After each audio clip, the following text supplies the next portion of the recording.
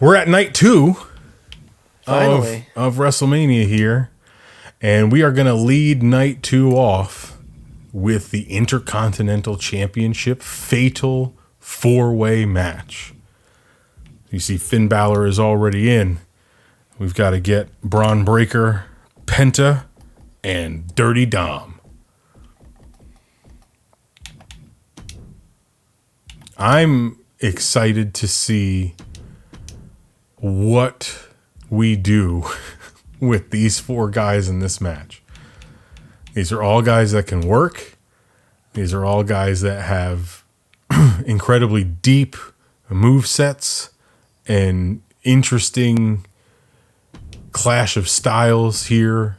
I really wanted to see Dom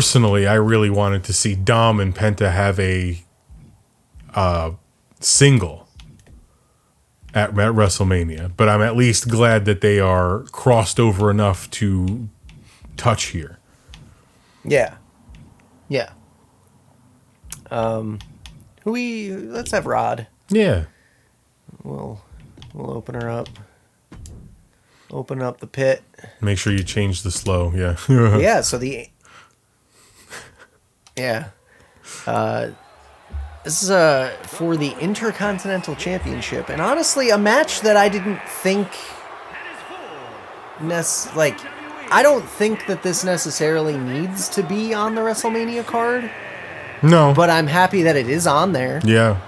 I'm happy selfishly because we get Penta, I'm sorry. We'll talk about it. Yeah. I'm happy that we get Penta on the WrestleMania card. Especially in a title match. I feel like they did a really good job debuting him and building him up. So I'm thrilled. I'm huge Penta fan. Yeah, and I personally am a huge Finn Balor fan. You are. If you follow us on social media, you will have seen on our Instagram, Jordan shared his tiny Finn Balor shrine, who none other than Finn Balor himself liked the photo, which I thought was awesome. You have a whole bunch of elites and ultimates of him. Then there's the Funko Pops of him, and then there's that sick piece of artwork from the guy that's like a total nut job now. Yeah, we got that from Baltimore Comic-Con, and that was a lot of fun. Yeah. But Finn Balor has been one of my favorites since he showed up in WWE back in 2015, which is crazy that we're a decade in already. We are. I'm a decade into my marriage. That's yeah, buddy. Crazy shit. Love Finn Balor. I personally, and you can take me to task on this all you want. That's fine. That's what we're here for. That's why we're doing this. I don't know if I like Finn Balor in Judgment Day. Well, so here's the thing. Finn Balor, Judgment Day itself is about to implode. And I think this match is going to be the final nail in the coffin. I think that whole group is turning on Finn. Okay. And Finn alone. So Finn will get a face turn out of it. Yes. Because I miss face Finn Balor. I think he operates much better in that space. Yep. And I like rooting for him. He's easy to root for. I don't think that he plays heel badly. I just would prefer to root for him instead of against him. Yeah, you like to cheer for him, which is it's easy to do. He's great in the ring. He's so good from a charismatic standpoint. Yeah. Using the demon to get people behind him. I really hope that we see that come back. I don't think that it's helped him in any way to take that away from him. I think that the demon was a huge part of the draw, and to just remove it, I think was a terrible idea. I don't think it was a terrible idea. I think they needed to do that in order to separate him, because having the Demon lose to Edge at WrestleMania was the mistake to me. Yeah. Having the Demon lose to Edge at WrestleMania 39 was one of the biggest mistakes that company has made in the last couple of years. Yeah, well, Edge has gone on to not lose a lot, so I guess that was just a sign of things to come. So we saw Penta enter with the Scott Hall entrance, which I thought was cool. yeah, part of the Scott Hall entrance. Of course, Penta is going to be DLC for this year's game. It's just not available yet, so we wound up going with a What's the Status creation. So shout out to What's the Status. It looked great too. Thanks for trying to keep these games fun for everyone. Yeah. We've got Dirty Dom here, who I think I think he's the biggest wild card in this match. I think he needs to fulfill the prophecy where both of his dads, Ray and Eddie, have won the Intercontinental Championship at WrestleMania, and I think Dom finally needs to do that here at WrestleMania 41. He needs to do it. I would love to see it, honestly. And I think it would be really cool if he steals it. Like, if he bows out of the ring and lets these three guys beat the shit out of each other for as long as he can keep away. That's not going to happen. I know. That's not going to happen. They are going to use Dom as the heat-seeking missile that he is. And he's going to get so many good moments in this match where he's going to stand tall above everyone else. I think he's going to eat everyone's finisher at least once. Yes. He's going to be the guy who's out of the ring, and then Finn Balor's about to win against either Penta or Bron. Yeah. And Dom's going to throw him out. He's going to screw him over. He's gonna climb up, and the camera's going to be on the pinfall, and then Dom's going to fly in with a fucking frog splash and break the pin up, and then steal it for himself. It's very entirely possible. And that's not to take anything away from Braun Breaker, who I just long for a day where they allowed him to just be Steiner, honestly. But I understand that they wanted to make it different, but then they coupled him together with his lineage, so it's just kind of like, what are we doing here? Breaker with 2Ks is dumb. Breaker with 2Ks is dumb. I don't like it. I don't like his ring name at all. There's no reason why they even needed to do that. It's just silly. You can make him Braun Steiner, and everyone will know that it's the same dude, and everyone will know what the lineage of that person is. Is it because they didn't have a deal going on with the Steiners at the time? Maybe, but those bridges have been mended, and we have crossed that threshold, so we can absolutely put Steiner on his name. I don't like the idea that he's forging a new path with this stupid last name. It's dumb. And anybody who likes the name Breaker with 2Ks is dumb. It's one of those, it feels like a Vince thing. Yeah, it feels like an insult to the audience, as if we don't know what that is. Like, we don't have to do that anymore. Stop. Yeah. But, so you said in real life you believe that Dominik wins. Yeah, right? I think Dom's going over in this match. I think Dom is going to be the new Intercontinental Champion at the end of the night.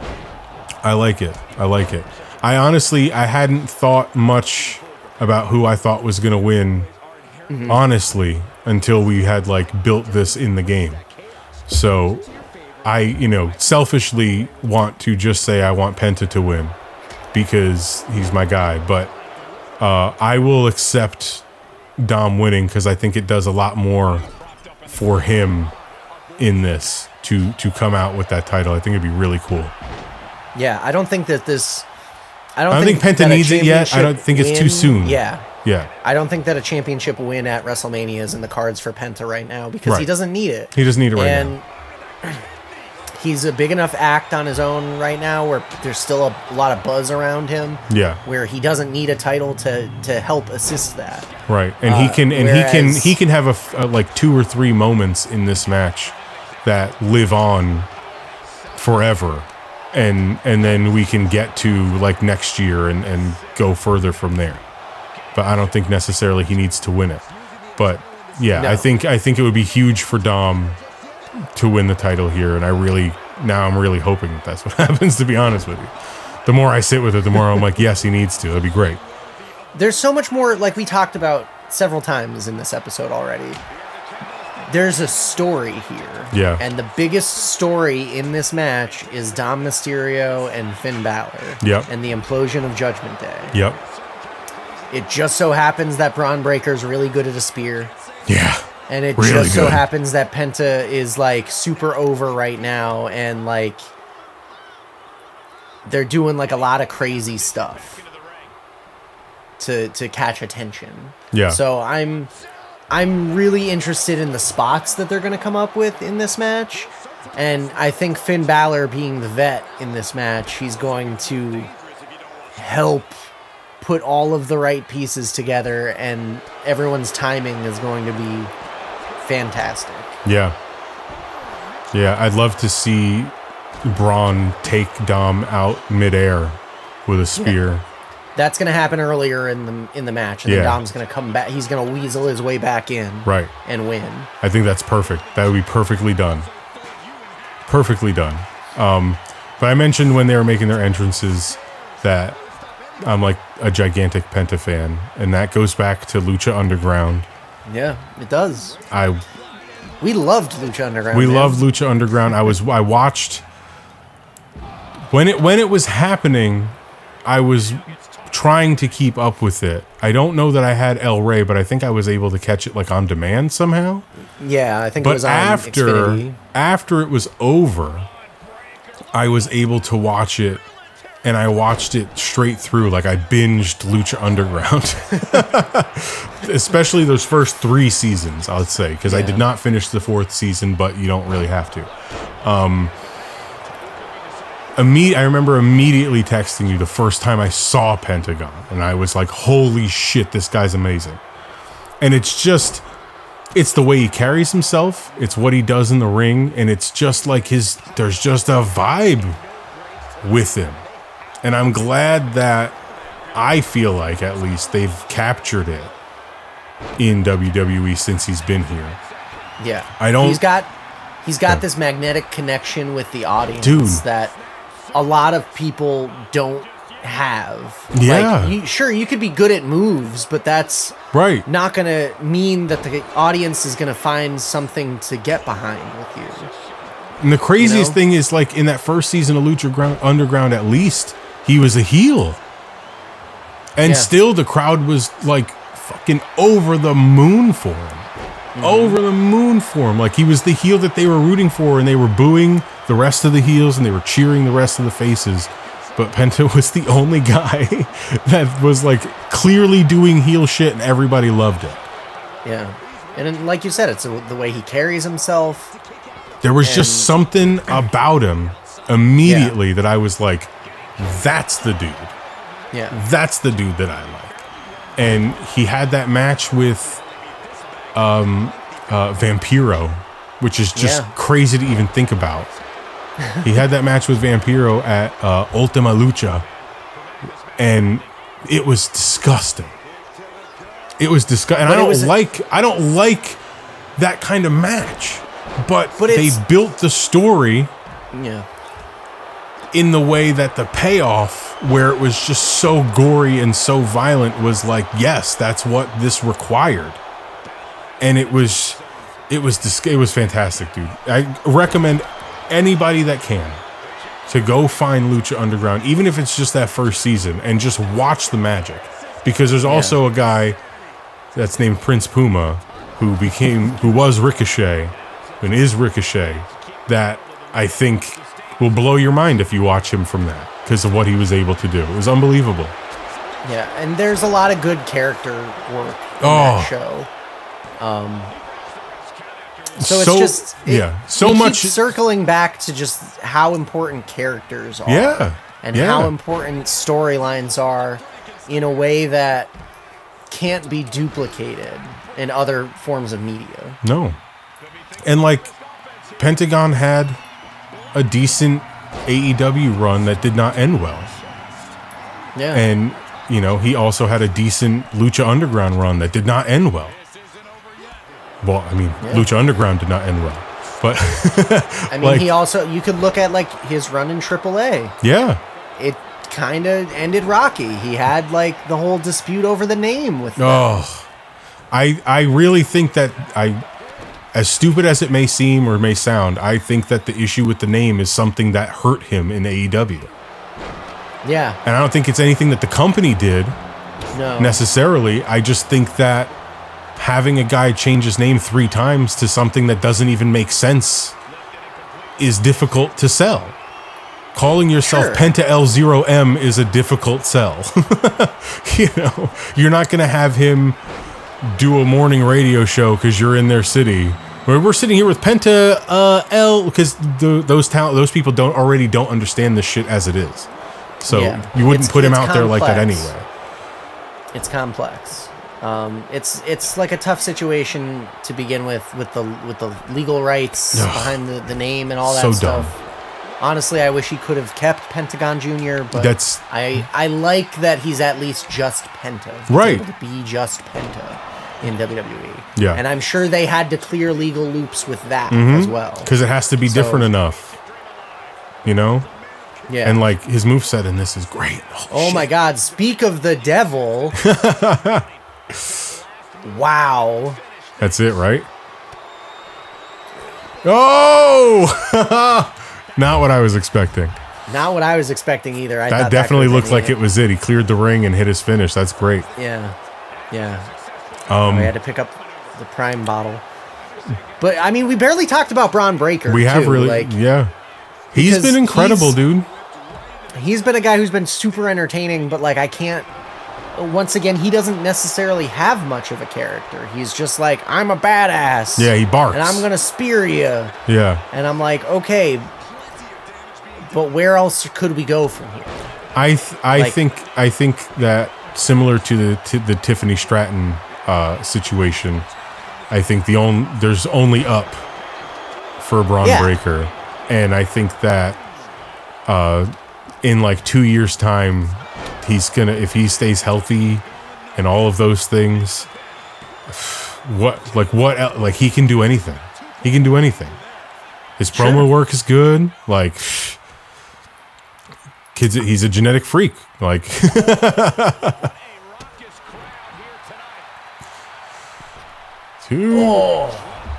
wow. I thought that was it. So, is there a world where Bron retains the title? Sure. I think for every championship at WrestleMania, there's always a situation where if you don't know what to do, the champion retains. Like, that's just the safest bet that you can make. And that's why we were so good during the Josh and Stu Prediction League. Because we didn't let... Like, I want Penta to win, but if we were sitting here doing the prediction thing, we would probably both pick Dom. But if we couldn't agree on Dom, we would just say, all right, Breakker retains. Yeah. Because that's just how that works. That we would, and because, like, we'd know that's a safe bet. Right. If the story doesn't call for a championship to change hands, it most likely doesn't need to.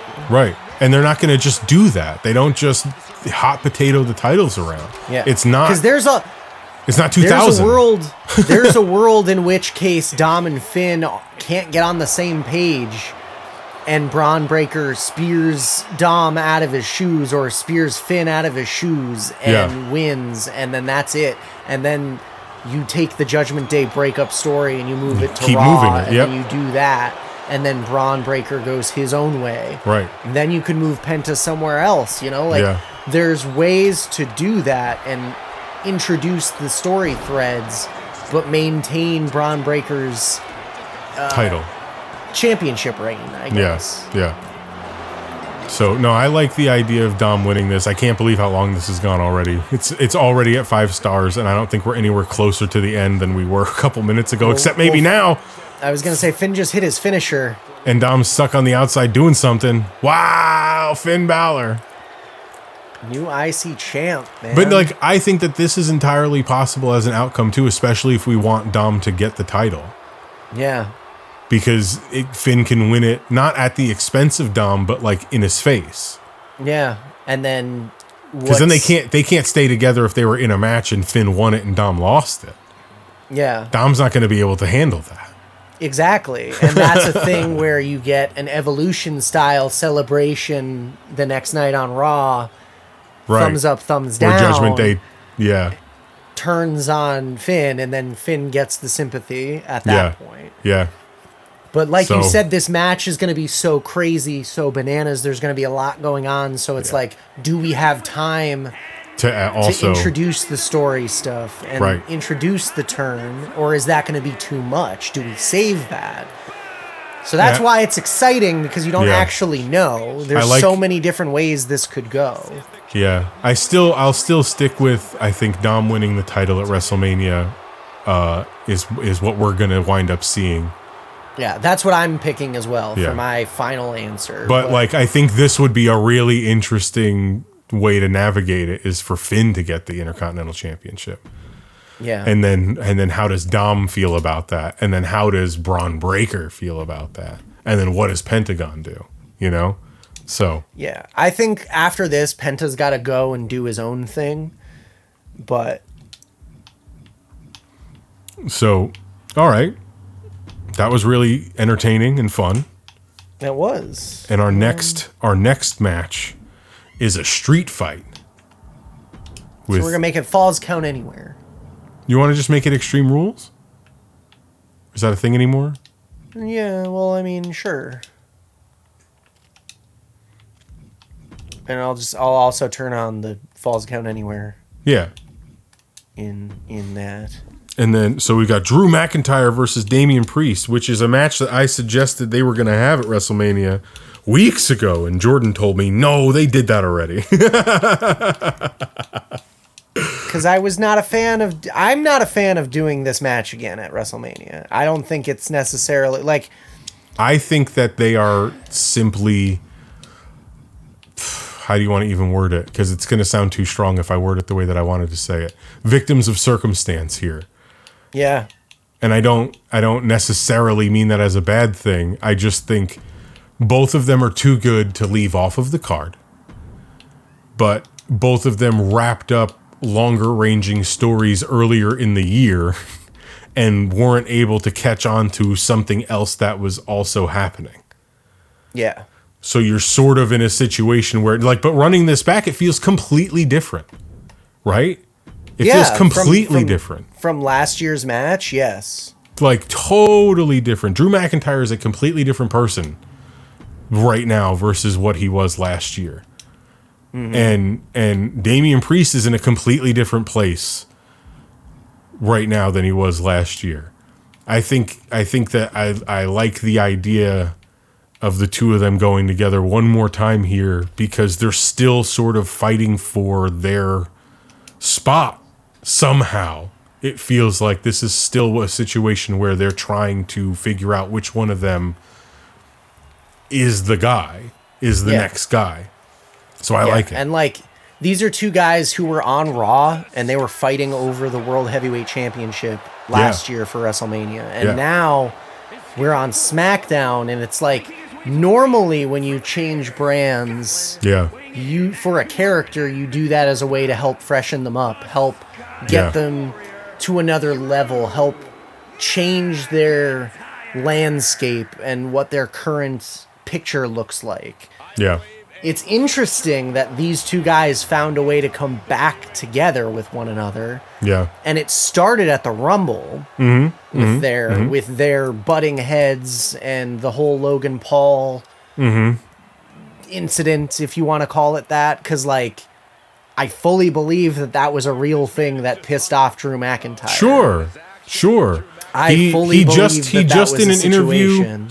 in an interview a couple days ago, I feel like I read, called the new generation or the current generation, however you want to word it. He called them pussies. Who, McIntyre? Yeah.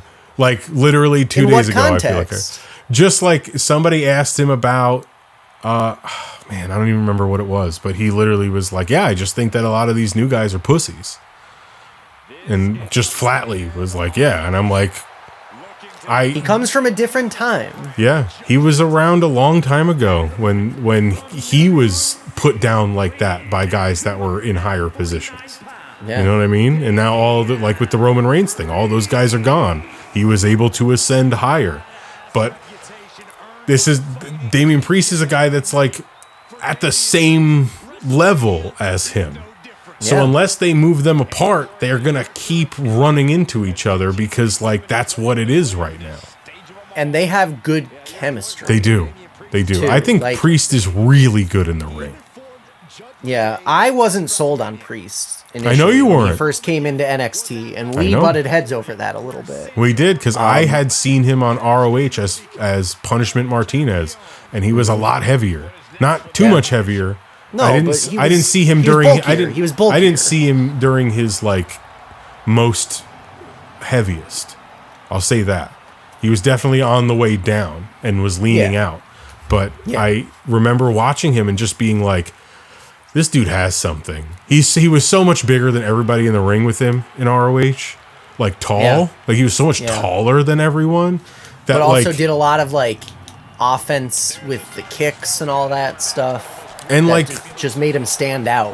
Yeah, and like he was doing more of a theatrical presentation because I think he had his eyes on the prize. And he really stood out in that way, and I really liked it. I specifically remember you texting about him laughing at his name because I thought his name was hilarious. Punishment Martinez is a funny name. But it worked with what he was doing there. Yeah. And then for him to come to NXT, I loved when he first came to NXT. I think they had to sort of still figure out what to do with the character and what he was going to be. And I think of all the people that Judgment Day worked for, if it worked for anybody, I think it worked for Damian Priest.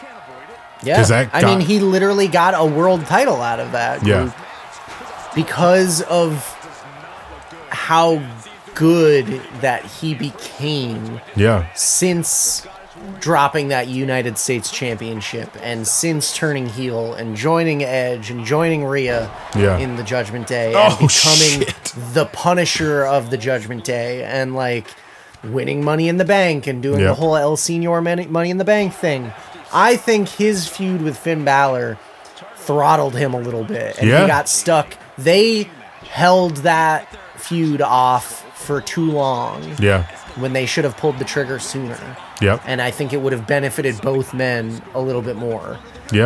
So I feel like Damian got like kind of shafted for that.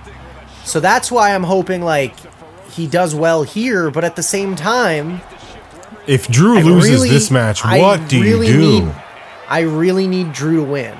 Like, honest to God, because like from a story perspective, Drew needs more. He needs to be like the guy who like puts down Damian Priest here. Like seriously. Like Priest is bleeding in the game already. And McIntyre is just like running through him. If McIntyre loses this match, I mean, how much more can he be aggrieved as a character? You know what I mean? Like exactly. We said before how wins and losses don't matter that much, but they do when they're compounded like this. Yeah, because it's the overall story. A single win or a single loss is not a make or break. No, it's when you start having Drew in all of these high profile things, and he's just losing all of them. I don't think he can lose this match. I think Damian Priest can survive losing this match. Drew McIntyre, I feel like, would have to leave the company if he loses this match. Like, I know he's not, but I'm saying like that's like, how detrimental that would be to him in terms of his character. You're saying because there's no one else on his level. What else is he supposed to do? What is he going to do? Wrestle Braun Breaker? Like, that's not... Yeah. That's down for him. That's down for him. It is. It is. And Drew is at a point in his career where he needs to stay in that main event scene. Yeah. I don't think that Drew McIntyre needs an Intercontinental Championship or a United States Championship. He needs to stay with the heavyweight title. And honestly... If they did that, they would be reinventing the character and they'd be going backwards to start something different with him. And you can't. Yeah. I don't think you should. No. Honest to God, I think McIntyre has Priest's number here. Yeah. And I think that McIntyre is going to make a statement with this victory, which is going to help Damian get over eventually. Yeah. But I could see a scenario here in which McIntyre wins. Yeah. Somehow he finds himself in a position where he is wrestling Cody Rhodes. Okay. And because that seems like that's the feud here. Okay. Is Cody versus McIntyre. We get that eventually. And that sounds like that's the number one contenders match to me, is Cody versus Drew. So you... But like... foregone conclusion, Cody's dropping the title. That's where my brain's headed. That's 100% where my brain is headed too. I just think it's interesting that we're both there and we haven't said that. We're getting there. But Damian Priest, he's got time to win. He beat him last year. Yeah, I think he came out and cashed in. I think McIntyre's the one that needs the win, and then I think that we could get a situation going forward where Drew doesn't lose a match for a while. Like this is the match where he's like, he starts his upswing, and we just ascend. Yeah, you know. And then if Cody doesn't have the title anymore, that's somebody that will really help him in terms of his heel work get to a new level if Cody's the guy that he's working against. Yeah. And I mean, he could do whatever he wants if he's going against Cody. Like, that'd be huge. That'd be huge. I don't know what you do with Priest after he loses this. I don't. But I know what you should do with McIntyre if he does. You know? But there's a world in which, like we said... There it is. Damian Priest could lose this match, but also Solo Sikoa if he wins the U.S. title. Yeah. Priest and Solo, Priest and Damian, Damian Priest and Jacob Fatu feud over the U.S. title. Huge. And that's a match. I don't think that's a step down for Priest. No. I think that's logically where he needs to go. Accepting the level at which Fatu is on the rise. And also, like... Especially because losing to Drew knocks you down a peg. Yeah. Right? Losing this match knocks you down a peg. We already said that Drew losing this, that would be going back to the drawing board for him, and that's not something that he needs right now. No. Losing this for Priest, I don't think puts him in that position. But even if it did, putting Damian Priest in a back to the drawing board scenario kind of makes sense. Let him figure out where he's going and what his character is, because I feel like ever since he came to SmackDown, he's been getting lost in the shuffle for the most part. Yeah. So that's why I feel like with the U.S. title and Jacob Fatu, that would be like a solid program. Yeah. And then Priest has people that multiple guys that he can showcase how strong he is against with that bloodline, you know? Mm-hmm. Very interesting. Very interesting stuff. But this match, this next one, is not necessarily one that's been confirmed yet. But, however, I feel as though we're going to get something like this. Okay. And so we all know Randy Orton was supposed to wrestle Kevin Owens. Sure. And it's very upsetting to me that Kevin Owens will not be a part of this card. It's very upsetting to me that Kevin Owens will not be wrestling Randy Orton at WrestleMania because I was very much looking forward to that. Yeah. They built it so nicely. Could have been a hell of a match, but... We had the pile driver stuff going on. Yeah, they were really building it. It sucks. So really unfortunate. It's very interesting, though, that Randy Orton doesn't have an opponent and has been... Who are they calling in? Are they, like, bringing in a legend for Orton to kill? So I think it would be great if we actually got Randy Orton versus Nick Aldis in a wrestling capacity. Oh, wait a second. So I'm going to go ahead and we're going to simulate this match. Wow. Former referee. What was that? The NWA title? Yeah, what is that? The 5 pounds of gold or whatever? 5 pounds of gold, yeah. The NWA heavyweight champion, Nick Aldis, the guy who main evented All In with Cody Rhodes. Cody Rhodes, yeah.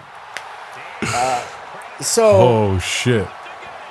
When Randy RKO'd Nick Aldis back in November of 2023, I think it was. Yeah. And then paid him the fine for $50,000. Yeah, said half of this is for now, half of for it's the for next time. And then finally we got, after Kevin did his whole spiel about that, and then Randy RKO'd Nick Aldis out of nowhere. Again. I immediately thought to myself, they should do Nick Aldis versus Randy Orton as a WrestleMania one-off spectacle type of match. Yeah. Let it be 5 minutes. Who gives a shit? But, like, personally, I think that would be the best option that they could do. I have two other theories. Okay. I have two other theories, and we'll get into that in a second. But I want to hear what you think about this potential matchup. I think that, I definitely was not expecting Nick Aldis. I don't know what I was expecting, but I don't think it was Nick Aldis. I would love to see Nick Aldis wrestle in WWE. The story is all here. Yeah. The story's all here for this. We talked about story so much, how important it is. And all of the pieces are in place. And I want to say they were teasing it on SmackDown this past week. They were gauging for the way that Randy Orton threw Mickie James's name out there. Like, they're teasing the level of interest in this match. And I think there's enough there that the crowd would bite into and stay hooked on. I think people have wanted to see Nick Aldis wrestle because they know that he's capable since he came over, since he joined the company. Yeah. I don't know exactly what the situation is with why he's not a performer in that way. I don't know why he's not working in ring. I don't know if it's like a health thing or if it's an age thing. I don't think he's that old. He can't be older than Randy Orton, if not the same age. Like, no. So I'm curious. So I think that it would be huge to have him be like, you know what? Tired of it, Randy. Like he's the one that lays out the challenge. Oh my God. He could wrestle for another 10 years. Are you fucking kidding me? Why isn't he in the ring? What is going on? I don't know, dude. That's crazy. Like, he looks great. His physique is fantastic. And he was awesome as the NWA heavyweight champion. He was awesome. Yeah. He had such a long run. Yeah, how long did he carry? It was years, right? It was multiple years. Yeah, he's the one that made that belt relevant again. Yep. In my opinion. 100%. And he shined it up really nice to give it to Cody Rhodes, who has taken that smidge of goodwill and has turned that into where Cody is right now. So if anything, honestly though, Nick Aldis can not take credit for, but be part of that. He's definitely part of, if you tell Cody's story, a 100% true story, and not like a WWE rose glasses history of it. You can start with Nick Aldis and the 5 pounds of gold. legitimizing Cody Rhodes. Legitimizing as Cody like Rhodes. A world champion. 100%. Wasn't Nick Aldis on the list that Cody made after he left WWE as Stardust? Yes. So that's a great DVD that's a great moment in Nick Aldis's WWE DVD. So it's almost like the Cody Nick Aldis story would make a lot of sense. How fucking cool would that be? How cool would that be? That's when Cody goes full Homelander in WWE. When he finally snaps, Nick Aldis is the guy that tries to call him back to account. I know you. You know, and you know me. You knew that I was that guy years ago. And he's the SmackDown GM and everything. Yeah. So, Cody could legitimately have a gripe like, hey, you're protecting Cena. He stole my title. I want it back. Cody's going crazy. And Nick Aldis is like, no. You got to reel it in, man. Reel it in. And then all of a sudden, Cody, that's when he goes full Homelander. He turns. He beats down Nick Aldis into a bloody pulp. Give us Nick Aldis versus Cody Rhodes, man. Do it. Yeah. You won't. I'd be really interested to see if Nick Aldis gets a shot at being an actual WWE superstar instead of just the GM. Not downplaying the GM role, because it's important that you have a guy that's good at it, and he's been very good at it. He's been so good at it. He and Adam Pearce have been fantastic at it. Yeah. Honestly, I would love to see Adam Pearce in the ring. Yep. Because that's been another dream of mine. I want to, let's go. Get Adam Pearce versus Nick Aldis. Dude, that would just be awesome as a Survivor Series thing, like the Raw GM versus the SmackDown GM. They teased that last year, and everyone thought they were going towards it, and then they just didn't. So there's time. Yeah. They plant seeds for a reason. Yeah, if Nick Aldis is finally back in the ring come the following year, he's like, you know what? You know what? There's nothing saying he has to become a full-time performer after this. But you could utilize the story of him having to take the suit off and put the tights on because he's got to settle something. So real quick, I just want to say I have two other theories for this match. Well, got to get through them now because we just saw an RKO. If it's not Nick Aldis, there's a chance it could be Sami Zayn. Okay. I don't know why, but there's a chance. Taking up for Kevin and sure. they can make it make sense. Sure. They need one promo segment and they could get that. Yeah. The other idea is on Friday, Nick Aldis says he has a mystery opponent for Randy. And I think now you know where I'm going with it. Well, yeah, say it. You got to say it now. Because it's Randy Orton versus Aleister Black. Fuck. The newest signing to SmackDown, we could frame it as. So, man, I don't know if that would happen. That's the least likely scenario in my brain. I feel so stupid because I have goosebumps. But that's what I mean, though. And then you do Randy Orton versus Aleister Black going forward for a couple of months. Orton comes to the ring, doesn't know who the opponent's going to be. Fucking lights out because it's starting to get dark. Yeah. Wow. Fuck. Yeah, man. Yeah. I just want to hear Aleister's NXT theme in a stadium like this again because shit. We were there when he teamed with Ricochet in that Fatal 4 tag match at WrestleMania 35, man. Yep. That match was so fun, even though there were way too many people in the ring.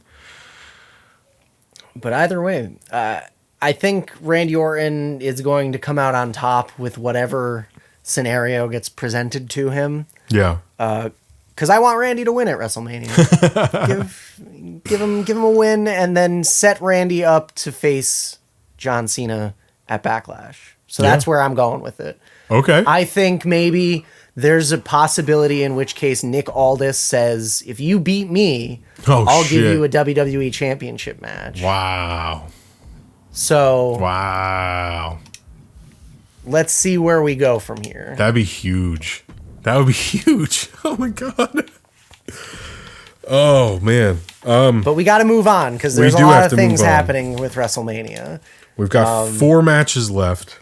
Yeah. We're still in the daytime. It's just starting to get dark. And the women's tag team champions, the Judgment Day, are taking on Bayley and Lyra Valkyria. Yeah, this is a random as fuck match. Well, I'm glad you said it, because I was like, what happened? What did I miss? Well, they were clearly going for Bayley versus Roxanne for like a hot second, and then all of a sudden they like backed off on that, and I don't know why. I literally don't know why. But either way, we're gonna set up for Bayley versus Lyra for the IC, for the women's IC title. And they're just gonna use the women's tag team match as a way to promote that match. I don't think that that's a bad idea. Although this feels random and thrown together. You have the women's tag team champions. They are strong together. Even though I'm not the biggest fan of Raquel.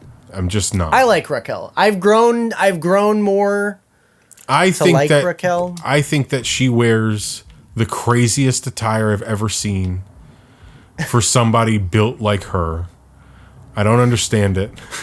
But that's neither here nor there. Her in-ring stuff is okay. I don't hate it. I think with Liv is her strongest output. I think being Liv's heater is a perfect role for her. Yes. They work so well together. They honestly, really do. They really do. Like both of them as a tag team.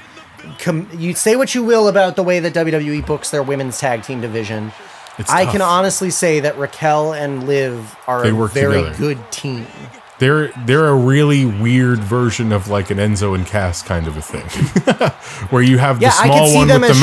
I can see them as Shawn Michaels and Diesel.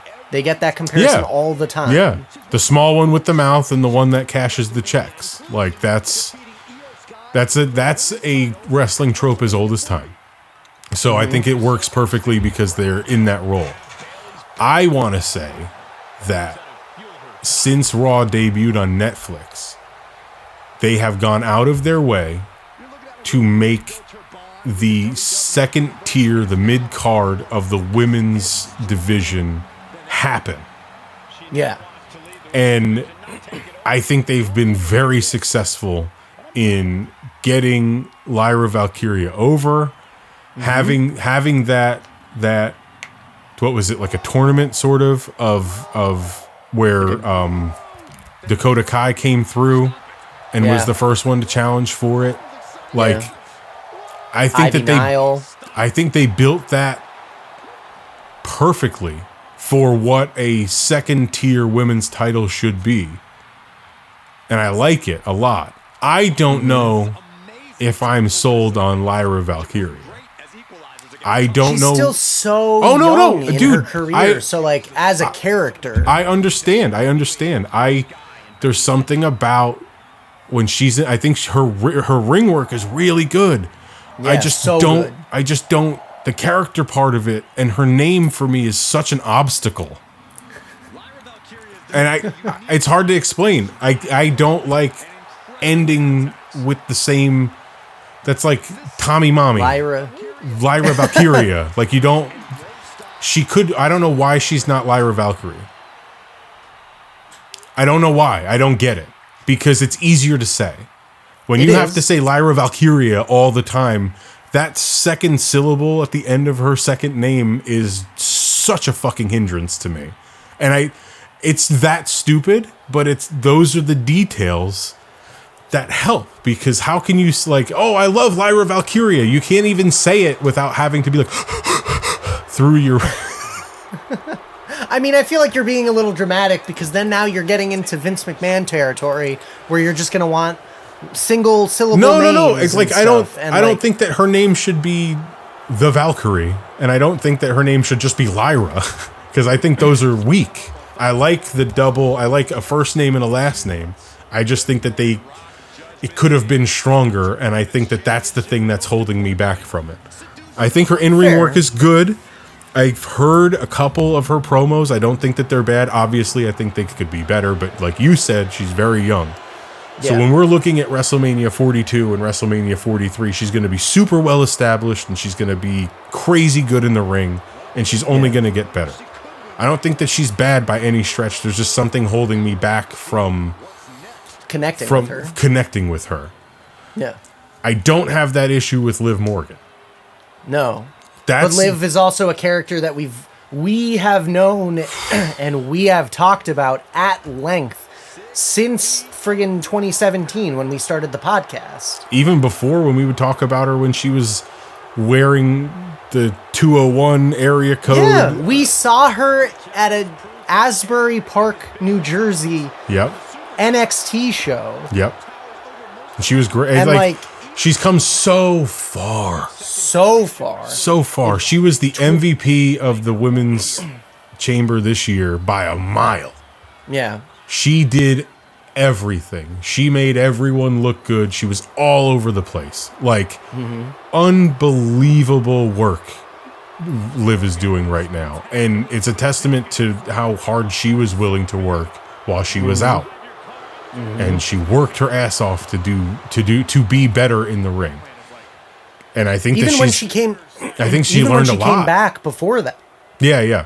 Like before she got injured, Liv was trying, and you could tell every single time she was on TV, she was there to try, and she would get better. And her in-ring work is like night and day compared to where she was years ago, even 3 years ago.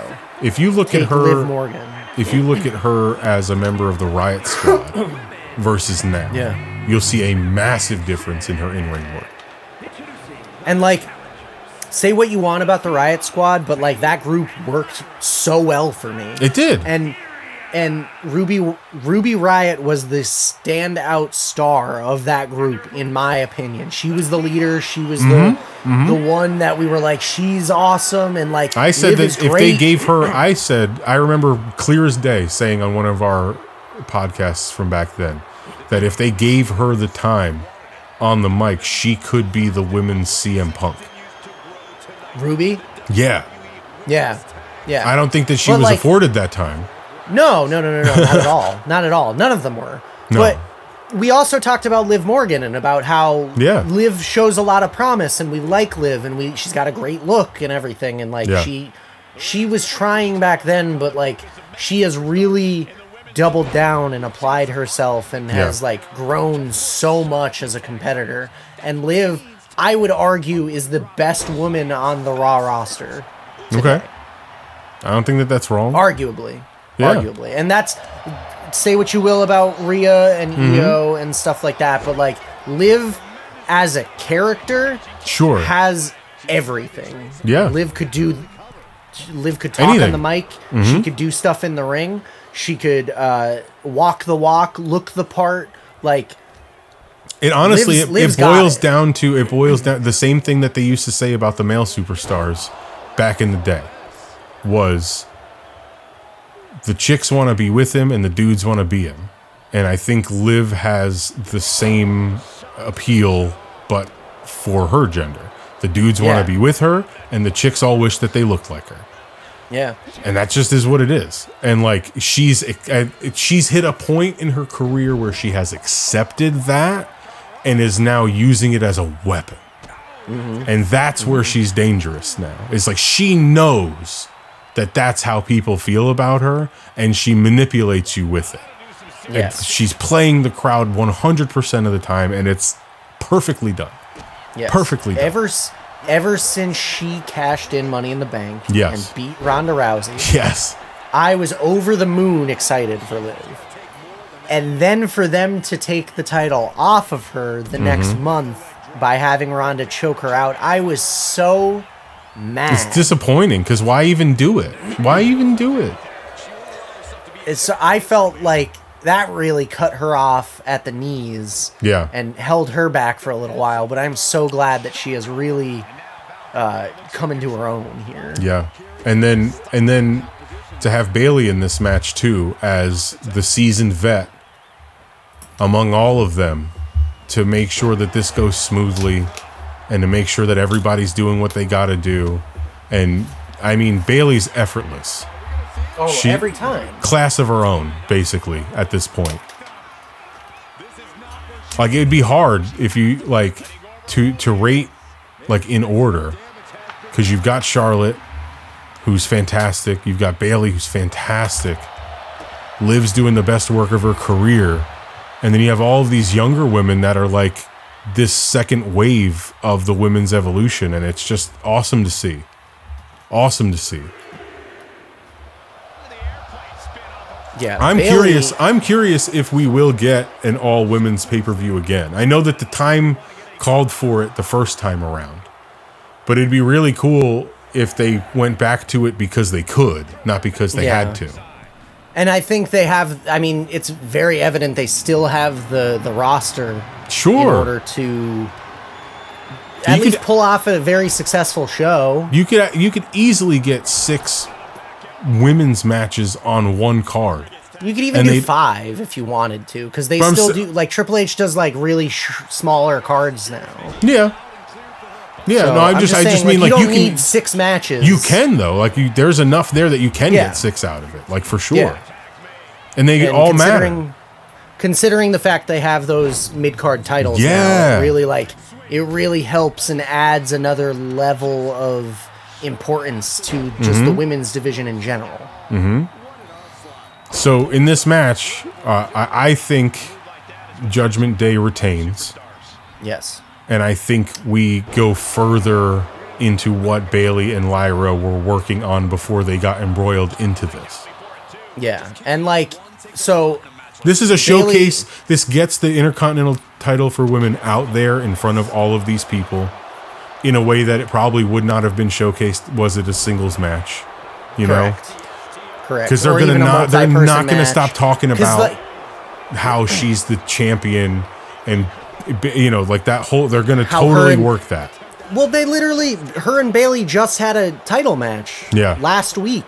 Yeah. They wrestled and Lyra won and they went for a handshake and Bayley initially shoved her hand away. So there's tension there. Yeah. And then fast forward to SmackDown. Exactly. Fast forward to SmackDown, and they're now the #1 contenders for a match at WrestleMania against the champs. So, like, they're gonna play that up. Can they coexist? Sure, it's a meme of a trope. But it works. It's a trope. We talked about it. And when it's done forever. There's a trope, and there's a reason it's a trope, because tropes work. Yeah, and when tropes are done correctly, you don't even realize that they're being done. Yes. The last thing you're thinking about while you're watching a trope, if it's done well, is this is a trope, isn't it? You're just invested in the story. Yeah. And sure, this hasn't had like a lot of TV time and stuff to like really marinate, but the story's there. They set it up. There's only a couple weeks to go to WrestleMania. You can do that. Guys, it's really okay. Like, there could be 2 weeks of build for a match. Yeah. And it's fine. You could announce a match the week prior to WrestleMania, and it's fine. It doesn't mean it's any less important. John Cena got a fucking singles match with The Undertaker in the crowd. Yeah. Like, you can do anything. They make the rules. Like, yeah. And, like, you also have to view it as, like, it's still a television product. Yeah. They still need to like hit their marks and like do their job, do what they need to do in order to get the program and get the audience feeling a certain type of way. Well, we've got new women's tag champs in the game. Yeah, we could very well get new ones at WrestleMania because that plausible. That could happen. 100% plausible. That could absolutely happen. But I don't think it will. No. I don't think it's possible. Plausible. But it's very possible. I'm just saying I don't think it's possible, but I could see it happening. Right. Yeah, so I don't know. Either way, I'm happy that the women's tag titles are on the show. However, there were several better women to feature in this match. And I don't think Bayley and Lyra, I don't think that story should have been the story to feature here. And I'll just say that. We could have had a women's Intercontinental ladder match with multiple women in it. We could have. We could have also had just like an Intercontinental Championship ladder match. There's still time to make that a ladder match come Monday. That's true. But we'll see what happens. This would be really interesting. This would be really interesting. I don't think this is going to happen, but it'd be really interesting to see what would shake out of this if they wound up accidentally winning together. Yeah. Yeah, because they could go forward and tell that story. So, speaking of telling stories, we have to include the Logan Paul match because it's on the card.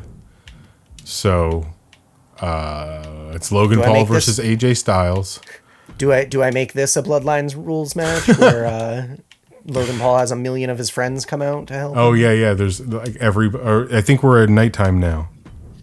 Yeah. I fixed. Got it. Yeah. So Logan Paul and AJ Styles, which is this build has started at the Rumble, right? Yeah.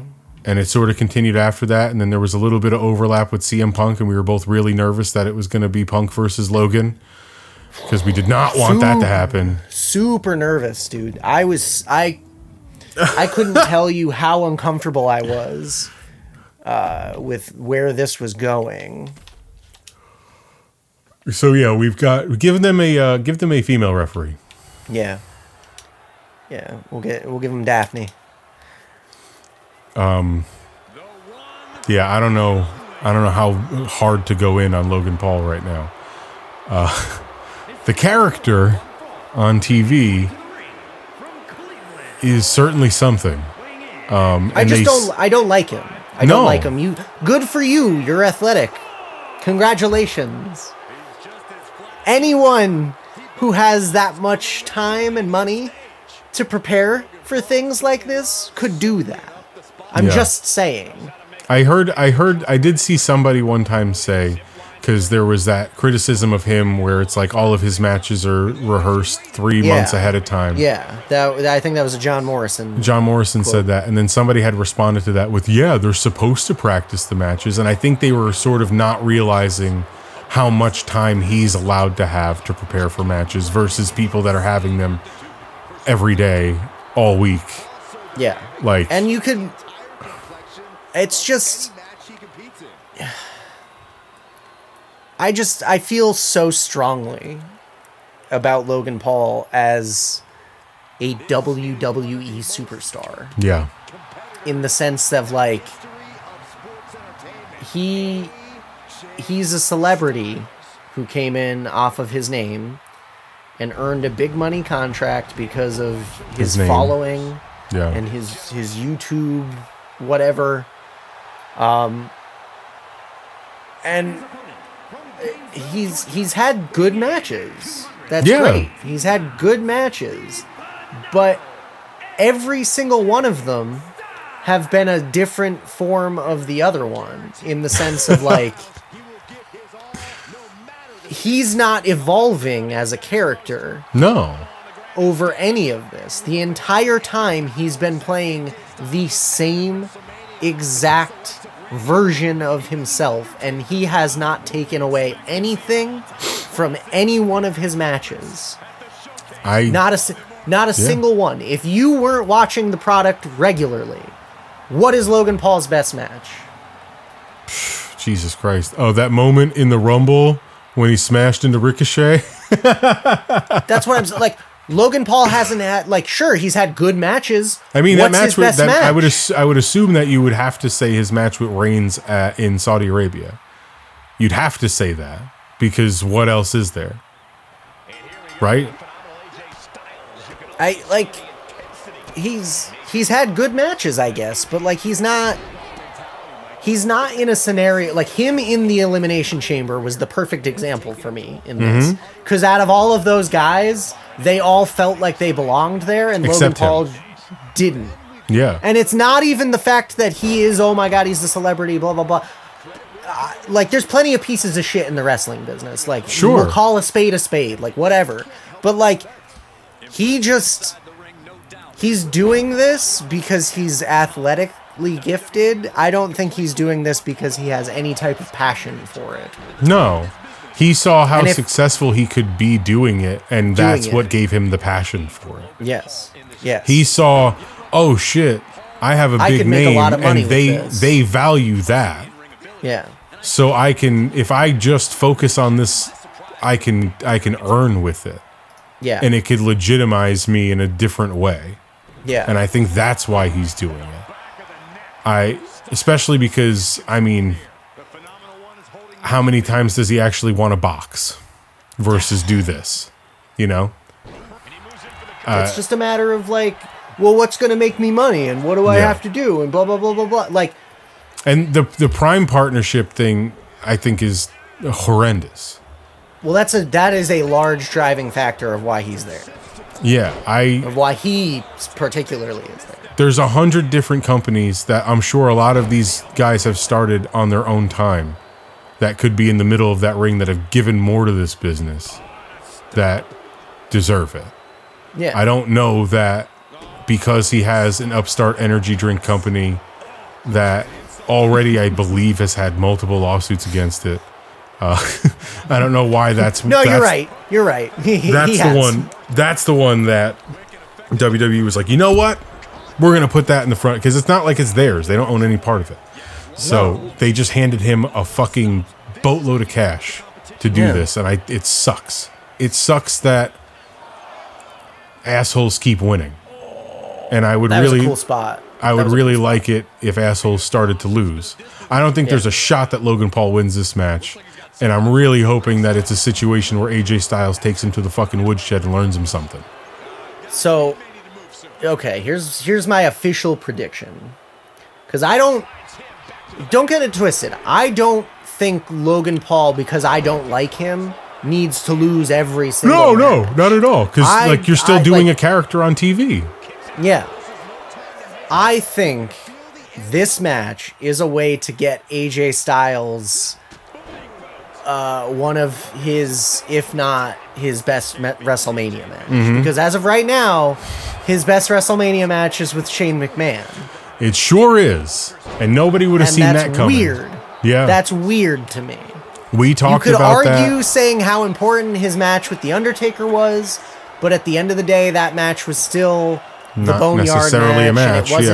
It wasn't his strongest in-ring performance at WrestleMania. No.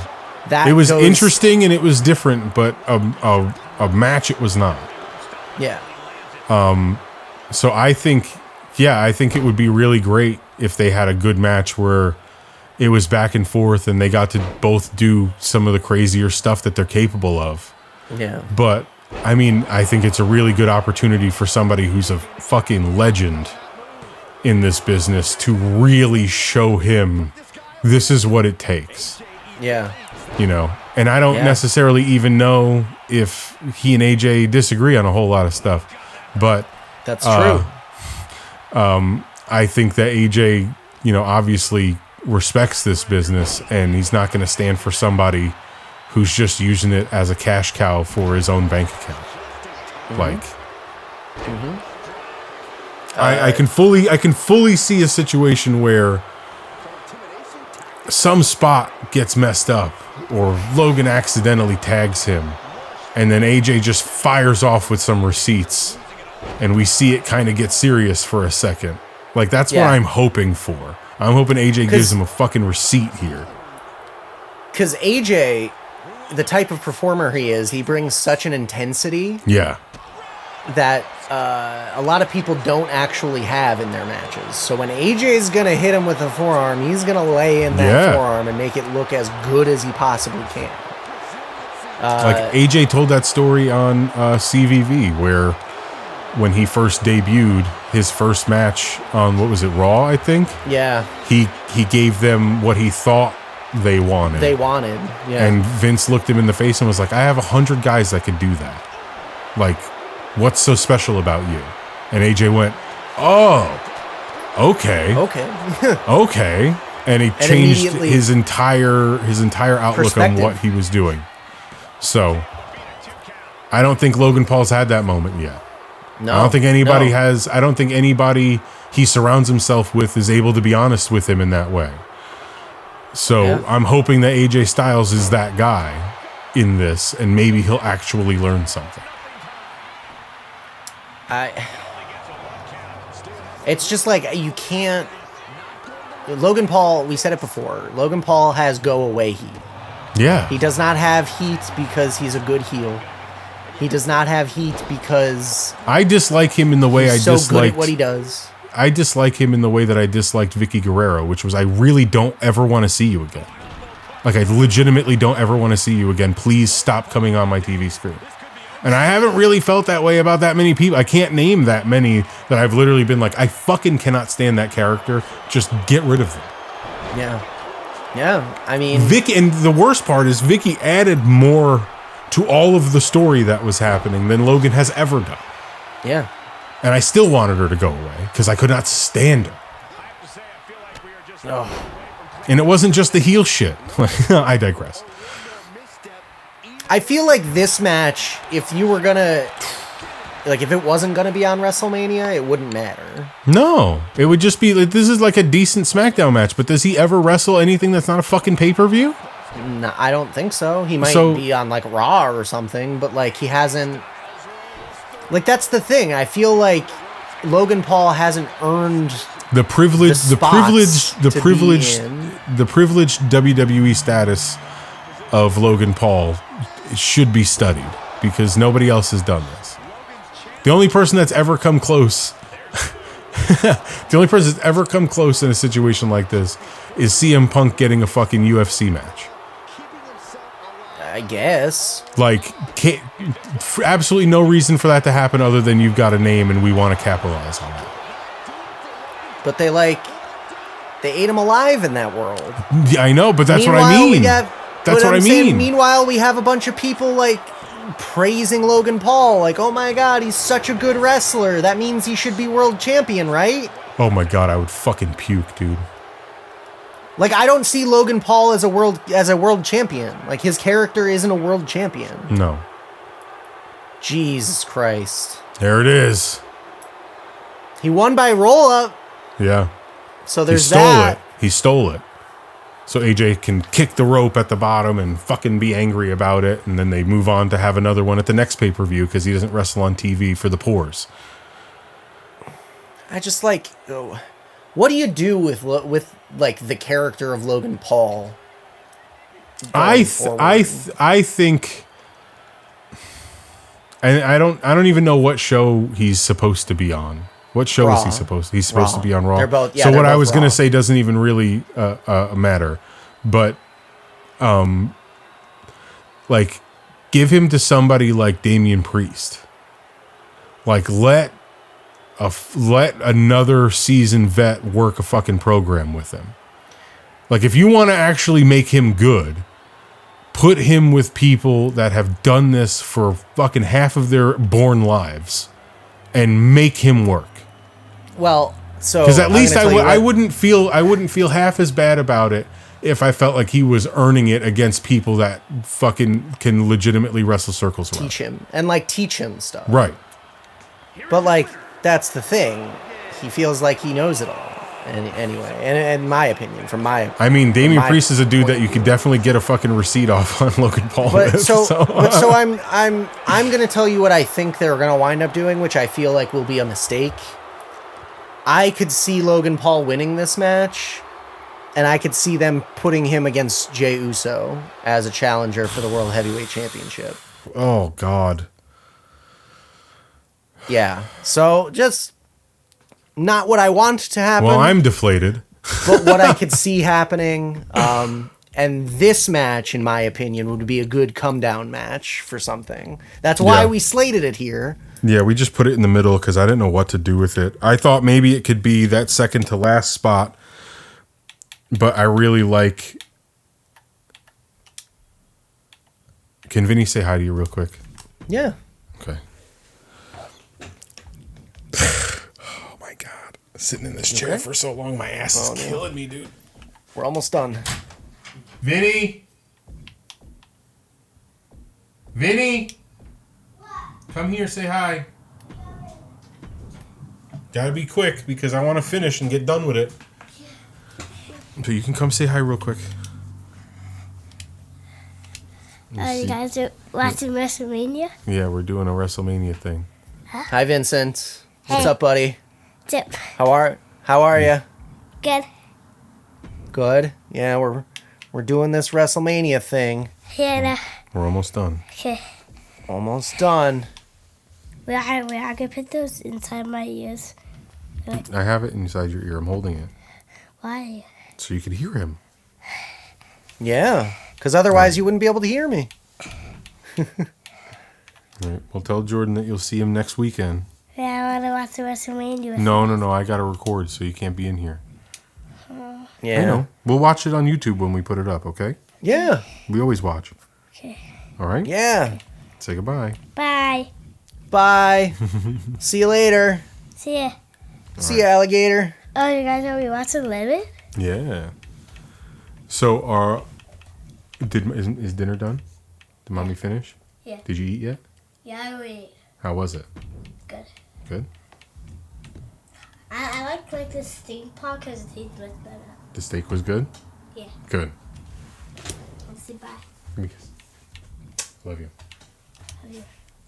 See you in a little bit, okay? Yeah. Shut it all the way. Thank you. All right. All right. Who's the ref? Who's our ref here? You could do Lil Nate or Jessica Carr. Do Jessica Carr.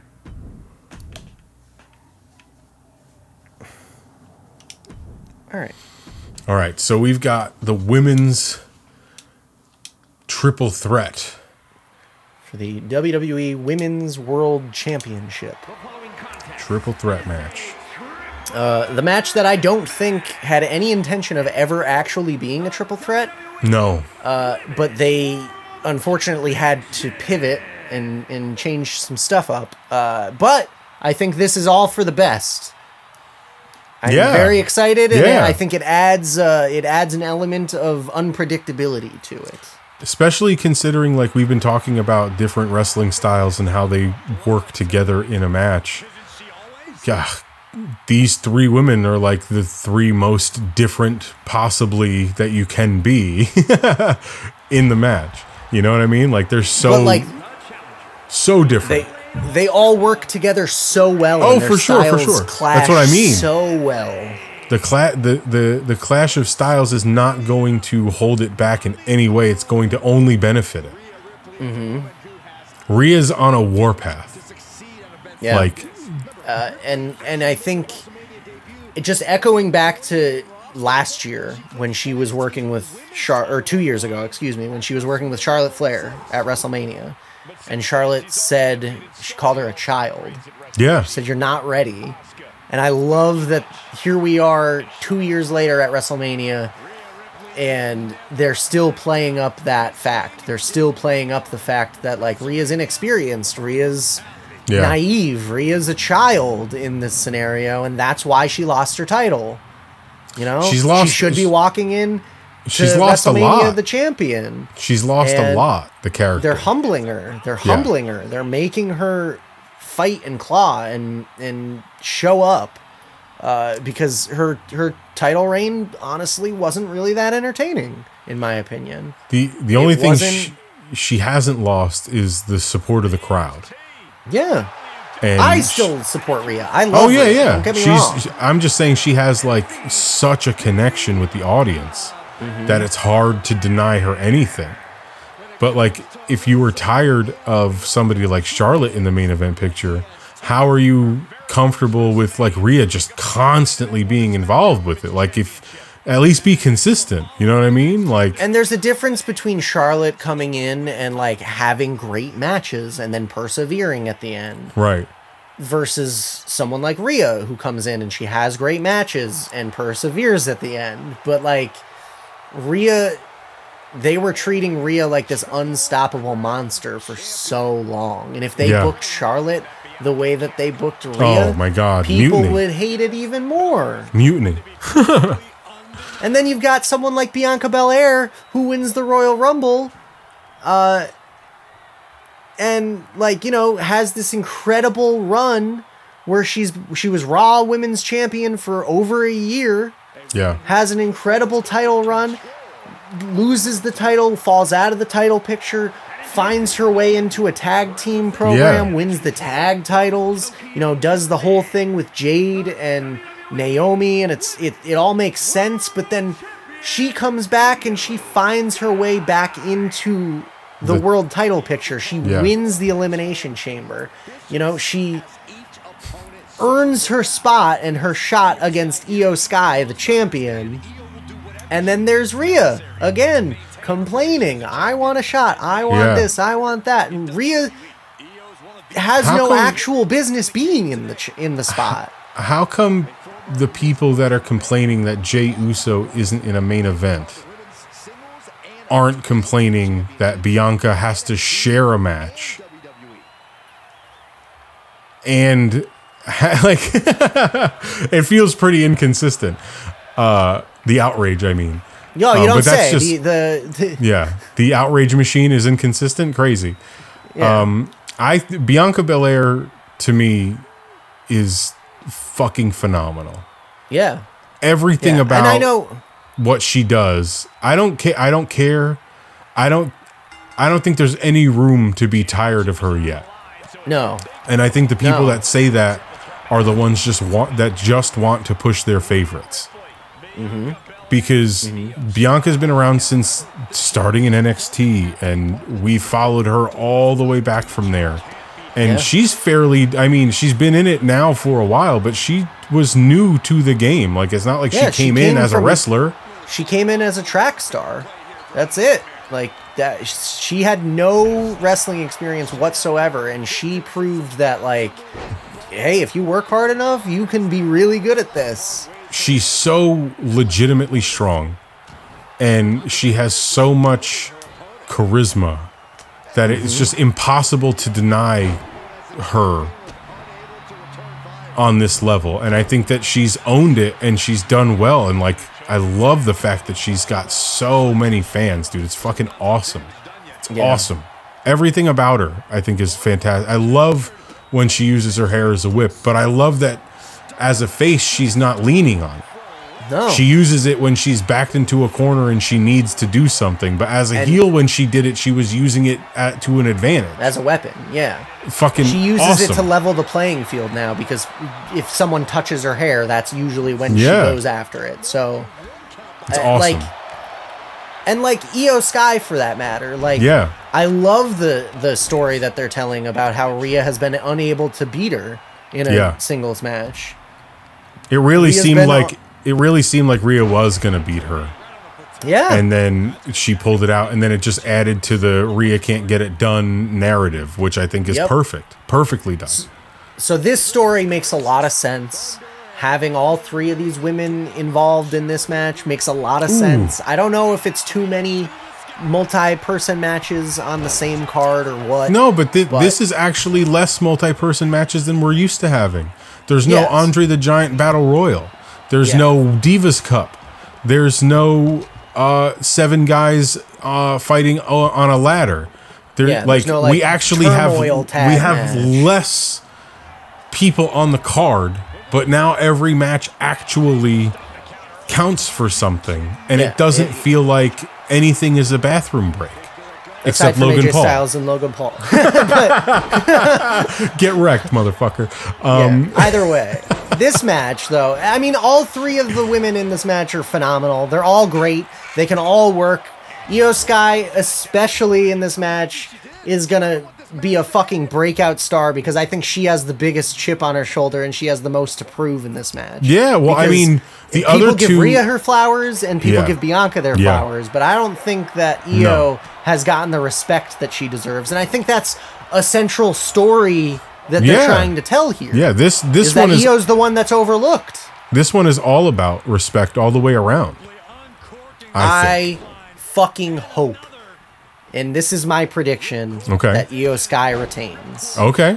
That is my prediction. I think that would be the biggest That would be the biggest possible takeaway from her, for her, is to win this.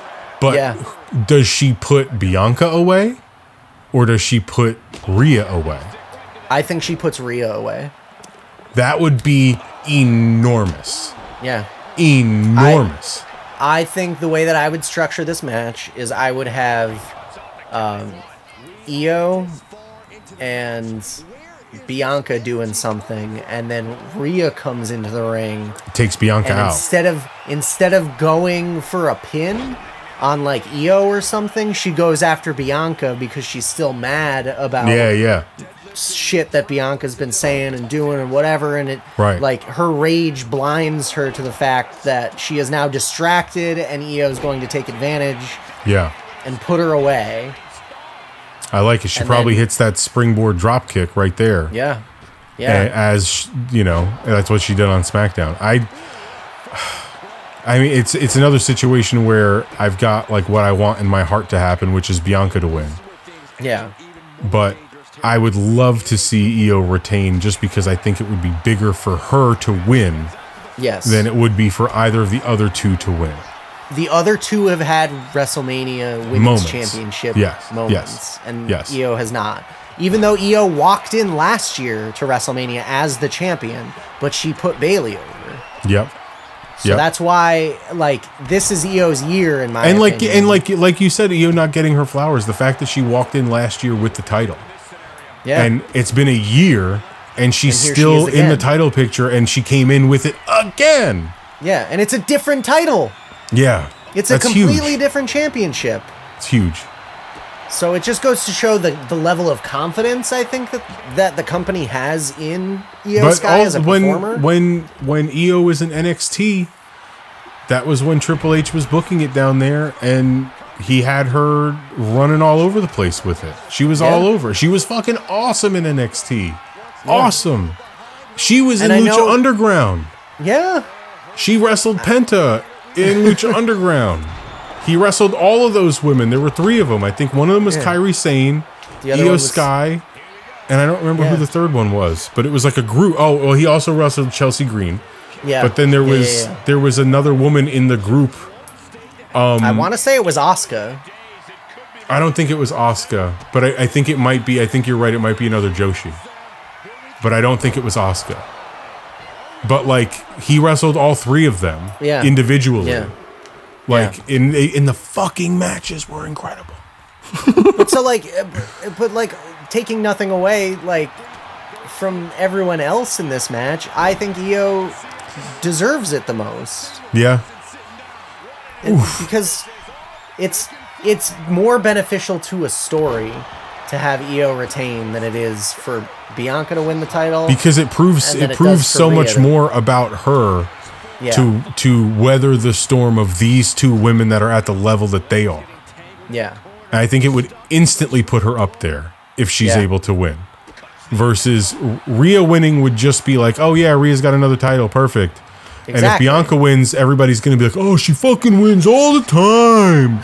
All the time Bianca's got a title. She just won the chamber. She just won the chamber. Yeah. Like, I think that's what you would get. But if Io wins, at least everybody on all sides can walk away going like, she kicked ass. Yeah. She kicked ass and she deserved that. And literally all 3 of these women work so well together, so I'm so excited to see them like actually get an opportunity to do this. I can't wait to see I can't wait to see the power spot that Bianca does. And I can't wait to see the high spot that Io does. And I hope that they coincide with one another. Well, okay, so Bianca's definitely going to hit a double kiss of death on both of them. She's going to have Rhea first. And then Io on top, and she's just going to have to do all the work to get over. So, like, what I think would be a good way to set that spot up is Io goes for the moonsault on the top on Bianca, but Rhea's there, and she cuts her off. Rhea gets her in a rear naked choke, and then all of a sudden Bianca grabs them both. I was gonna say I don't know if physically they'd be able to do it, but it could be cool to have Bianca have Rhea up for the KOD, and have Io think she's going to take them out and catch her on top. That's true. Wow. Okay, so the game, thinking that Rhea Ripley is going to win the title. Hey, it's possible. I will say I could see any one of these three women winning this match. Sure. And I think it's going to be good business regardless, and this has the potential to be match of the night. This could be match of the weekend. Throwing it out there. This could be match of the weekend. Yeah. honestly. If they are given the proper amount of time, which I think that we know for a WrestleMania match is at least 30 minutes, because you need to give enough time to have them come down and then fight back up. Does this open the show? This I 100% could see this opening the show. I think a lot of people will be angry. No, because once again, like I said, they're setting the tone for the night. They start off on such a high note. Nobody can that crowd follow. Is going to be electric the rest of the time. If this leads the show off, AJ and Logan go on second. Yes. That's like the AJ Styles spot for the last couple of years. A good match that's got a little bit of a story and it's going to be fine, and then it'll move on. That's the AJ Styles spot. When we went to WrestleMania 35, he wrestled Orton in the same way. We were like, oh shit, he wrestled Orton that year? We couldn't even remember. We didn't even remember it. Remember that? That's... I don't know, man. I don't know. Like... that's why I'm hoping AJ at least has a good match with Logan. The sweat. That's really cool. Instant really classic. Cool. I feel like there's a chance that's going to be a reality. But so we know what the reality is for the main event. Yeah. Of the weekend. This is the main event of the weekend now. This is not just the WrestleMania Night 2 main event. This is the last image that WWE wants us to walk away with from this show. And we've got Cody Rhodes defending his title against heel John Cena. It almost feels weird to say. Yeah, the man who won the 2025 Elimination Chamber.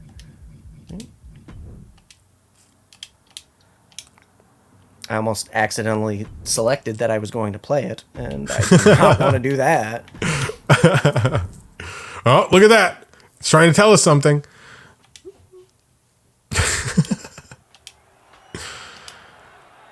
Adrenaline in my soul. Something, Cody Rhodes. So the official main event of WrestleMania 41. Oh my God, man. What a weird time. We did it, though. We saw John Cena turn heel in our lifetime. I'm so happy.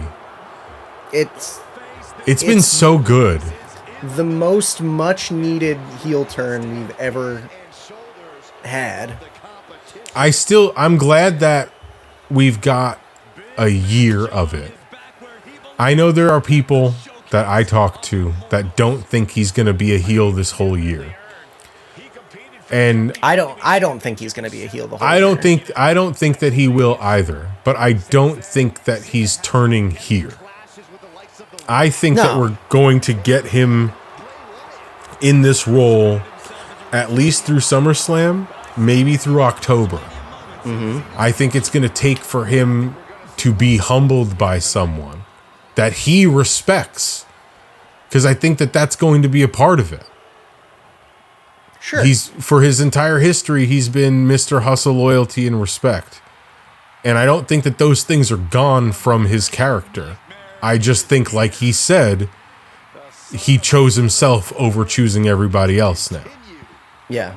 So I think that it's going to take somebody that he respects, and calling Cody your former chauffeur sort of alludes to the idea that you don't have the respect for him that, people would assume that you do. Yeah. Yeah. So I think it will take somebody like a CM Punk, somebody like a Randy Orton, somebody like that. Oh shit, we got the Cody Vader. Yeah. Hell yeah. That's a special WrestleMania entrance, man. You just pick the WrestleMania arena, and that's the way he enters. That's awesome. Which I think is cool. He didn't have that big goofy helmet on, though. No, not this time. Not this time. But he probably will have some type of goofy helmet. He will. I'm interested to see. That's the greatest thing about what Cena said about being heel, is that you don't get anything new just because I feel differently. Like, I think that's awesome. So I don't think we're going to get anything special out of Cena's entrance. He's just going to have a new shirt for Vegas, and that's it. Like, it's amazing to think about, like, all the times that he's had sort of weird WrestleMania specialty entrances. As a quick sidebar, I saw somebody say that Batista's entrance at 35 was one of the better ones, and I can't disagree harder. Anyway, his song literally says the words "I walk alone," and he was fucking escorted to the ring. So I think that was actually perfect, though, because he was a heel. You're not supposed to cheer him. No, I know, but it was just to call that one of the better WrestleMania matches of all time. A fucking SUV pulled up and he walked out. Like, not special. In any event, this match, holy shit, dude. There's so much tied up in this. Their promos have been fucking spectacular. I would argue it's the best content that's been on their programming for the last few months. Cena's turn was incredible. Yeah. And I still disagree that it was the biggest turn in wrestling history. It's still Hogan at Bash at the Beach. Argue with a fucking wall.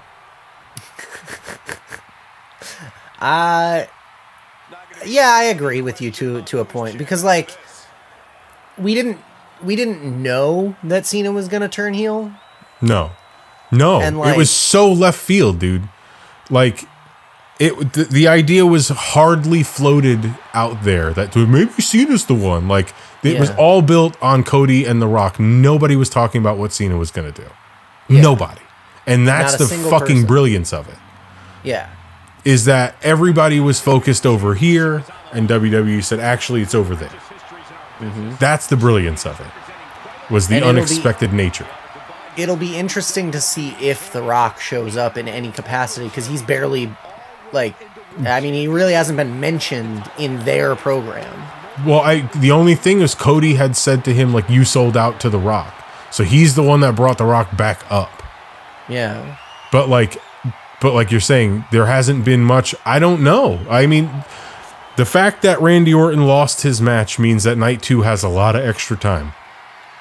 And last year, Cody and Roman had all of those interruptions and all of that shit, and that took, what was that, 45 minutes plus? It was like an hour. I think like, the match was like an hour. That full fucking match segment was like over an hour. Yeah. So, like, they might have gotten the green light to just have more time.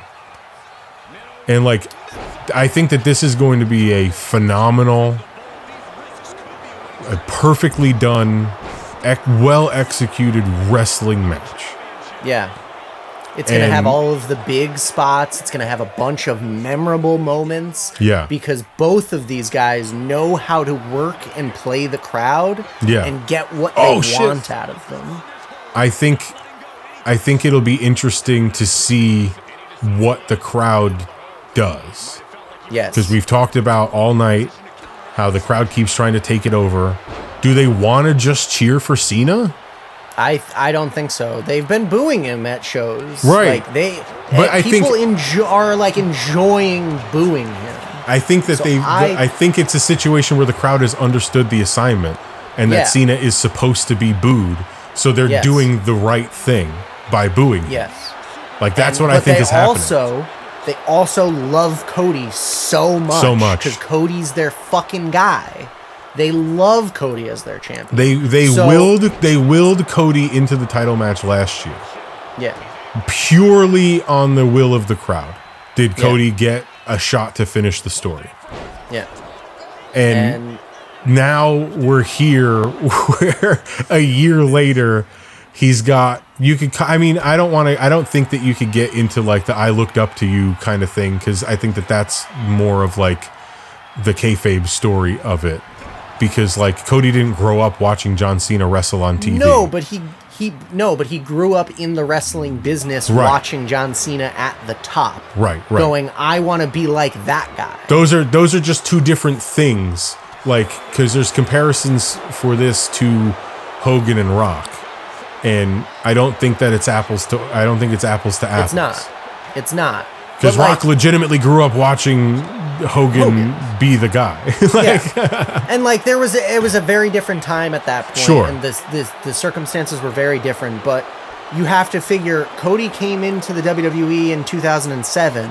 Yeah. Who was the WWE champion in 2007? Yep. John Cena.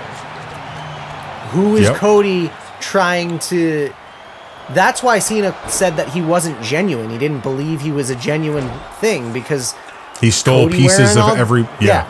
He stole pieces of Cena's thing with the suits and like all of this stuff. So like there's so much good storytelling stuff in this match that they've been able to build this off of a beatdown and then a Cody cutter. Or a crossroads. Sorry. Yeah. That's the only physicality that I'm surprised. I'm honestly surprised that they had them touch before this. I'm surprised that Cody did that. I think Cody needed to, because the character of Cody Rhodes couldn't handle what Cena was saying to him. Right. Because there so much truth to it. I was just about to say there is a piece of Cody that knows that Cena's actually right. I mean, if you listen to that back and forth that they had that ended with the Cody cutter, I don't think either of them were wrong at any point. They're both right. And WWE doesn't often get into situations where both characters are correct about the other one. Like, you know what I mean? Like, it's very rare that both guys are saying something that's 100% true, it feels like. Mm-hmm. And they're holding a mirror up to each other. And it's bothering Cody more. Well, I can't say that. It bothers Cody to a point, but it's almost bothering Cena more because the character doesn't see the integrity of Cody Rhodes. Yes.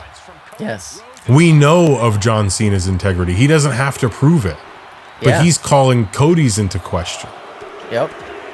And that's what makes this story so interesting, much more interesting.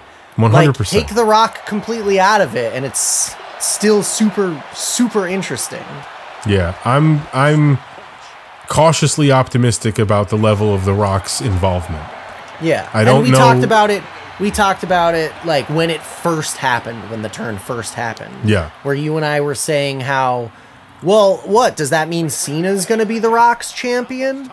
No, right. No, it's nothing. It has nothing to do with that. That is 100% The Rock trying to, like, big league Cena. Yeah. And I think that they could have done this differently if they had The Rock around more. And this is going to end in a fucking count out.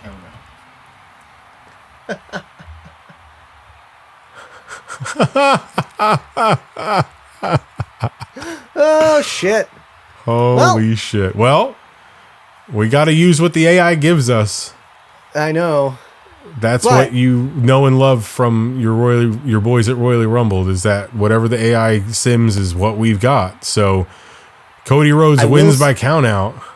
But I will say, officially, I'm going with John Cena. Yeah, 100%. I don't think that Cody Rhodes wins this.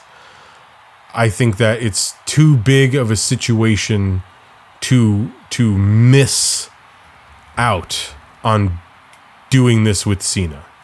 Yeah. I think it's too big of a situation. The moment is too large to have Cody simply retain because he's the champion and the people like him.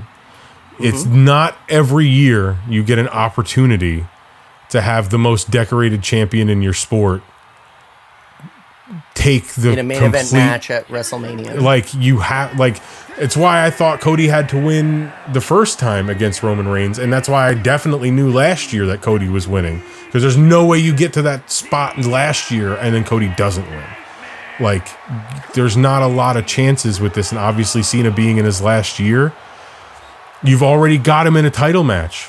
Yeah. Why would you have him lose here and then have to somehow finagle a way into it another time? Strike while the iron is hot. While the iron's hot. Yeah. And right now Couldn't it agree is more. Screaming red hot. So Cena needs to win this. Cena needs to win this. And then where you go with heel Cena after this is anywhere you fucking want to go. Anywhere you want to go. I already said earlier, selfishly, I want to see him and CM Punk with the title on the line. I know it doesn't have to be right away, but also, like, we don't necessarily have to wait, you know? It's right there on a silver platter. They just need to pull the trigger. That's it.